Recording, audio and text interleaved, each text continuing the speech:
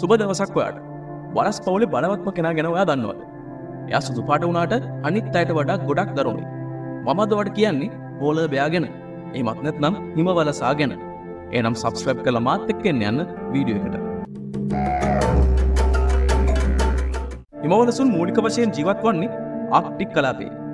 ඔවුන් අයිස් වලින් වැසී ගිය මුහුද ආශ්‍රිතව වාසය කරනවා. හිමවලසුන්ගේ සුදු ලොම් යට කළු සමක් තියෙනවා. ඒක සීතල ආක්ටික් පරිසරයේ උණුසුම්ව ඉන්න වගේම සූර්යාගේ තාපය අවශෝෂණය කර ගැනීමට උපකාරී වෙනවා. ඔවුන්ගේ ලොම් ඇත්ත වශයෙන්ම සුදු පාට නෙමෙයි. ඒවා පාරභාසකයි. ඒ කියන්නේ එහා මෙහා පේන්නේ නැති තරම් පින්නවටුණු කණ්ණාඩියක් වගේ. හිමවලසුන්ට මේ දේ බහුල ආහාර අවශ්‍ය වෙනවා. මූලික වශයෙන් සීල් මත්ස්‍යයින්ගෙන් තමයි මෙයාලා මේ අවශ්‍යතාවය සපුරා ගන්නේ. ඔවුන්ගේ ශක්ති මට්ටම පවත්වා ගැනීමට සහ සීතලට එරෙහිව ශරීරය හැඩගස්වා ගැනීමට ඔවුන්ට මෙම අධික මේද ආහාර අවශ්‍ය වෙනවා. හිමවලසුන් විශිෂ්ට පිහිනුම් කරුවන් වෙනවා. එයාලට දිගු දුරක් පිහිනීමට හැකියාව තියෙනවා. ඔවුන් කිලෝමීටර් 100ක් නොනවත්වා පිහිනන අයුරු නිරීක්ෂණය වෙලක් තියෙනවා. ඔවුන්ට ඇදහිය නොහැකි තරමට ප්‍රබල ගඳ සුවඳක් දැනෙනවා. සැතපුම් එකකට ආසන්න දුරින් සහ අඩි කිහිපයක් ඝන වූ හිම සහ අයිස් යටට වෙන්නට උනත් ගඳ සුවඳ හඳුනා ගැනීමට හැකියාව මෙයාලට තියෙනවා. හිමවලසුන් සංසර්ග සමයේදී හෝ අවුරුන් තම පැටවුන් සමග සිටින විට හැර සාමාන්‍යයෙන් හුදකලා සතුන් විදිහට තමයි සැරිසරන්නේ.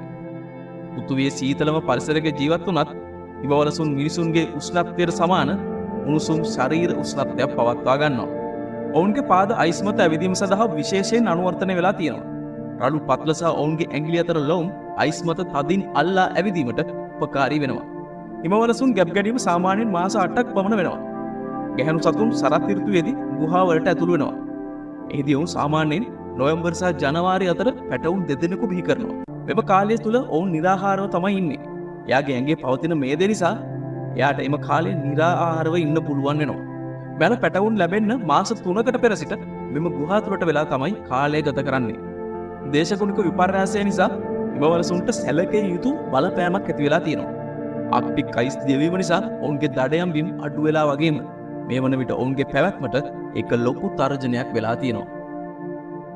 ඉතින් අදට මම නවතිනවා තවත් වීඩියෝ එකකින් හම්බ වෙනකල්. හොඳ නරක කමෙන්ට් එකක් දාලා අපිව subscribe කරලා තියාගන්න. මම ඔයාලට කියන්නේ සත්තු ගැන විතරමයි.